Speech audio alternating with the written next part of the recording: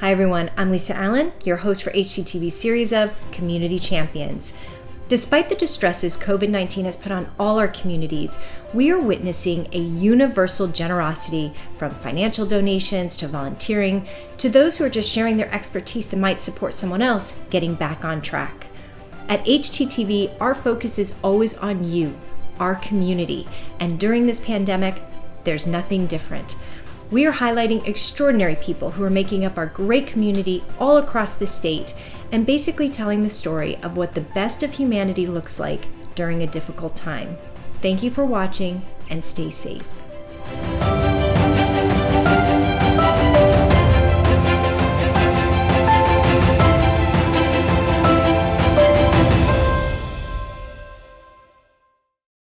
Hi everyone, I'm Lisa Allen with HGTV, and joining me today is Christina Amundson, co-president of the Overlook Auxiliary.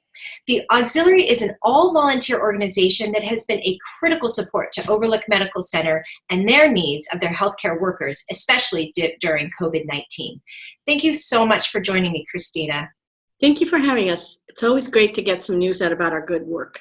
It's great to have you. I'm thrilled to actually talk to you and really hear about Overlook Auxiliary. You guys have been doing a ton of work.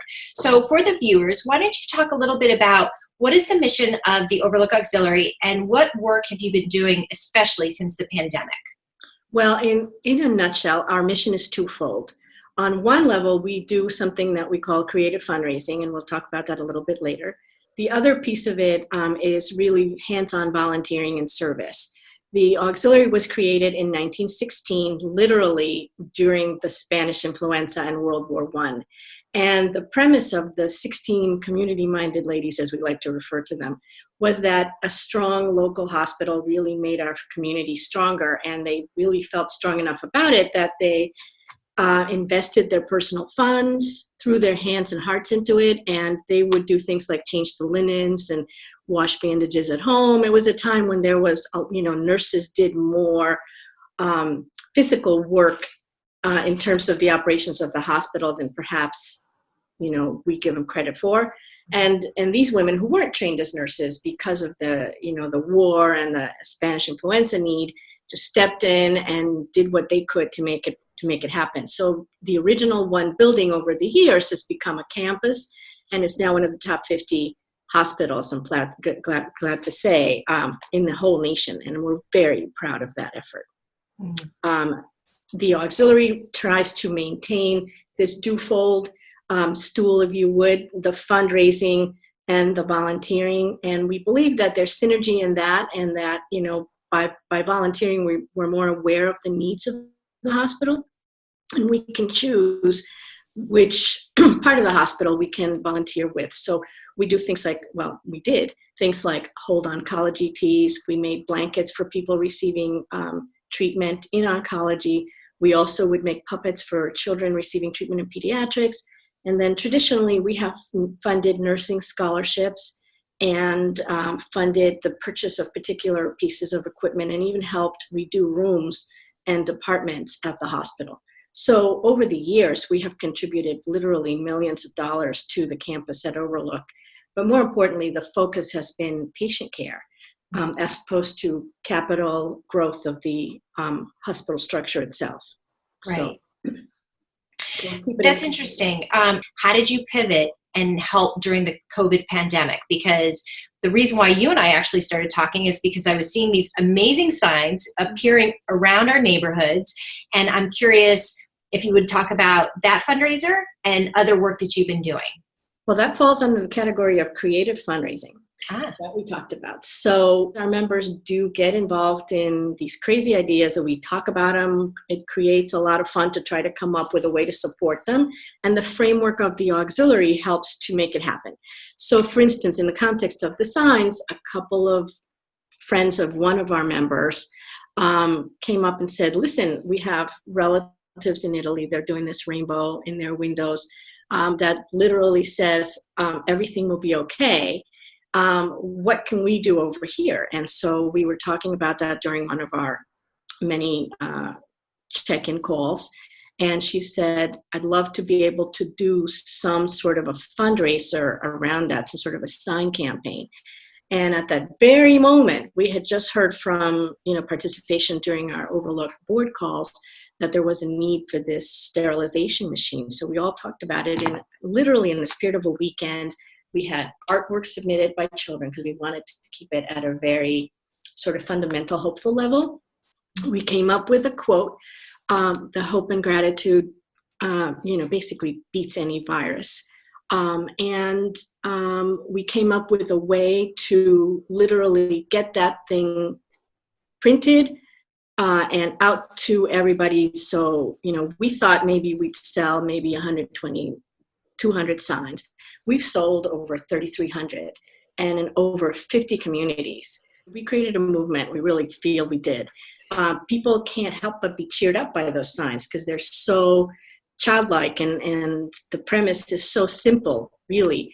And we have spread community at a time when people are shut in, like you and I were briefly discussing. It is difficult to build community at a time when no one can really touch each other and be out there with each other. So this concept of spreading hope and gratitude through a sign campaign really helps build community in a more visible way that you can see if you're walking your dog, or we've started rainbow walks so that parents can take their shut-in children on walks, count the signs, tell us what they are, and we'll put it up on our Facebook page. Because, we've actually started to use our Facebook page a lot more to communicate with membership in the community because we feel it's the most visible way to get our words of thanks and our words of gratitude and hope out to people. So that's the premise. So literally within one weekend, we had the idea, the drawing, the plan, the management of the plan, and the execution. So by the following week, we had already sold over 500 signs. That's incredible. Literally in a week. And in 2 weeks, we had sold 3 weeks, we had sold 2,500. And now we're at 3,300 and, we're ordering as they come in. It's just really interesting to see that, we didn't anticipate the growth of the movement, if you will, in the way that it has grown. But I think it's because there was a need for the community to feel linked and to feel that they wanted to thank the healthcare and essential workers in our communities who are still going to work every single day, to give them a visible sign of our support by putting a sign out. There are different signs as well, but I think ours are very cheerful and easy to see. And we hope that because so many people are putting them on routes that lead directly to Overlook, that they're giving the healthcare workers and the essential workers on their routes to and from home a little something to look forward to. So. Yeah, I agree. And the funds went to the sterilization machine. Well, can you talk a little bit about that? We actually raised so much money that we were able to buy the sterilization machine. Well, we didn't buy it, Overlook bought it, but we paid them for it. And the beauty of that was that they allowed us naming rights. They allowed us an opportunity to call the machine something. And in honor of the campaign and in honor of our strong sense of support, we named it Hope. So that it's going to be put in all capital letters on the machine, and every time somebody uses that machine, they'll be using hope, and they'll be cleaning with hope, and they'll be bringing hope wherever that machine goes. And we're really thrilled about the opportunity to not only support Overlook, which is our mission, but also to provide hope for a long time to come, Yeah, so that is so appropriate to name it Hope. What other ways are you fundraising to help right now? We have reached out to our membership as a whole, and we have our website presence. And so additional funds that we have raised beyond the cost of the machine are being used to meet other pandemic needs, primarily PPE. And we have sort of an ace in the hole in that we run the gift shop at the hospital, and we have maintained literally a skeleton crew. A lot of us can't volunteer, but 2 people, and I'd love to recognize them by name, Mary Damiani and Laura McDowell, who's our floral designer, have kept the sense of normalcy that we all find so important going at Overlook by having the gift shop open from 9 to 5 every single day, Monday through Friday. And we are incredibly grateful. That also allows us to do things like send tons. I can't even tell you how much, but it was a box big enough that I could literally live in it. Tons of lip balm for the staff at Overlook who needs it. wearing those N95 masks, however difficult they are to get, is not a joke. They're difficult to wear on a short term, but when people are wearing them for long shifts, it really makes deep marks on their faces. It dries out their lips. They can't drink water while they're wearing them.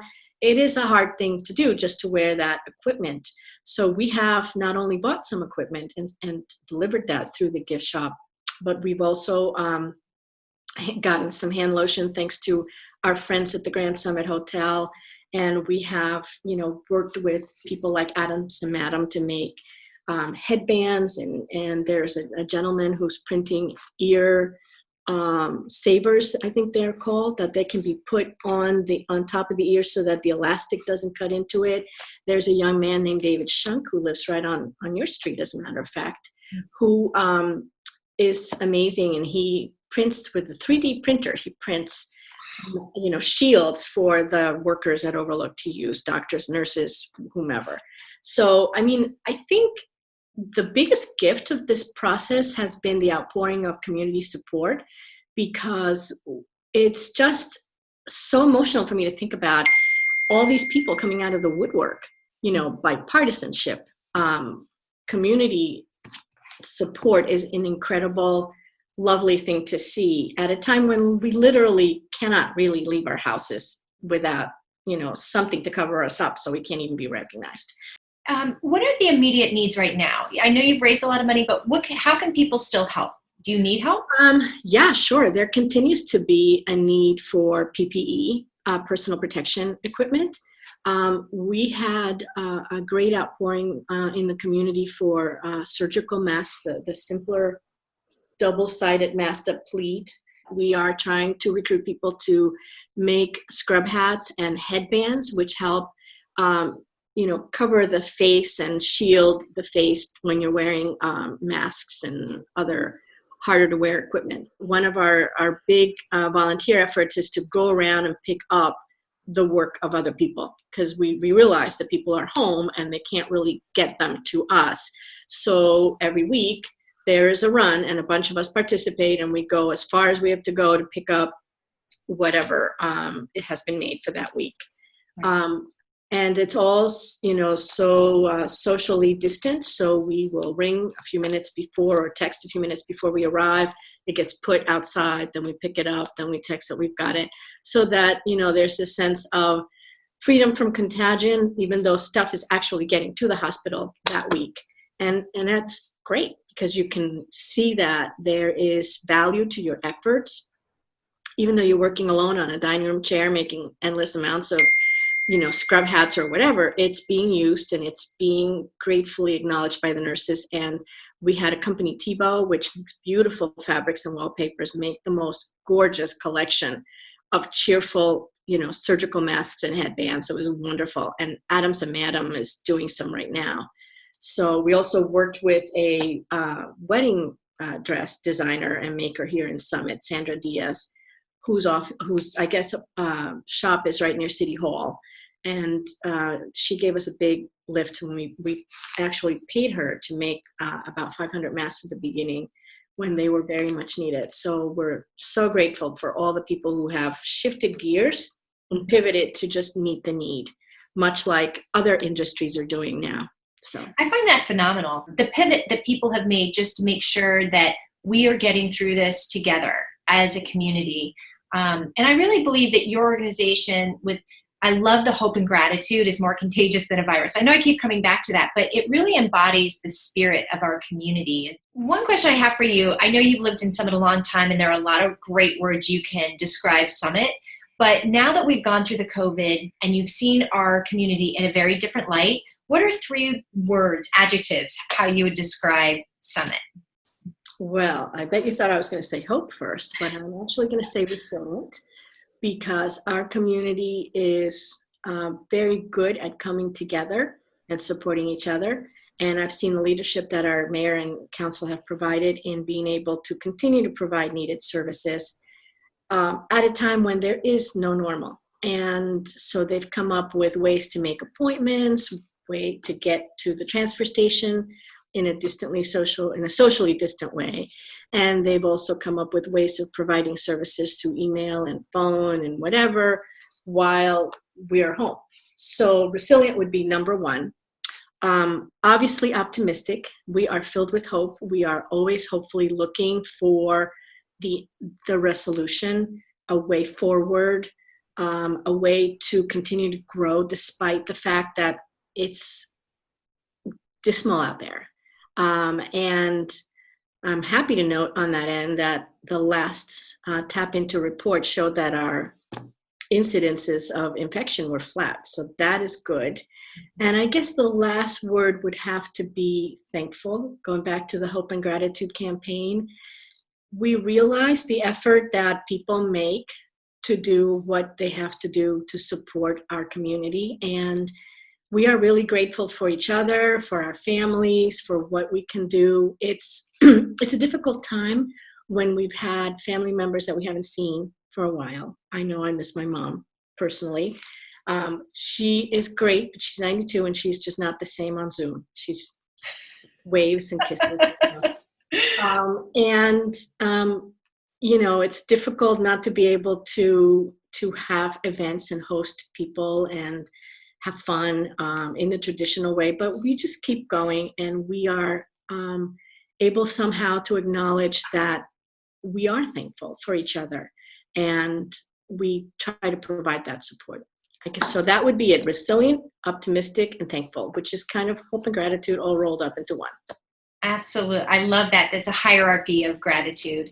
I miss everybody too. And I actually you mentioned the mayor, I interviewed the mayor, and we talked about how grateful I am for our waste management. Yes. And that they show up every Monday and Thursday. And I'm really thankful for you guys for fundraising for the sterilization machine. So that is helpful at the hospital for healthcare workers and everyone that goes in and out of there. Summit is really an extraordinary community. And so I agree with you on those three words. Is there anything else that you want to share with the community before we wrap up? Anything that they should know? No, but we have fun at the Auxiliary, and if you're interested in joining us, visit our website. You can search for Overlook Auxiliary, or you can literally visit www.oaux.org, and right on the first page, you can click on join and follow the prompts. We are a 104-year-old organization, but we are really moving forward and trying to be as modern as possible every single day. We wish you the absolute best. And if there's anything that HTTV can do to support your efforts, always let us know. Thank you so much, Lisa. Great being here with you. Oh, thank you for joining me. Have a great day. Thank you.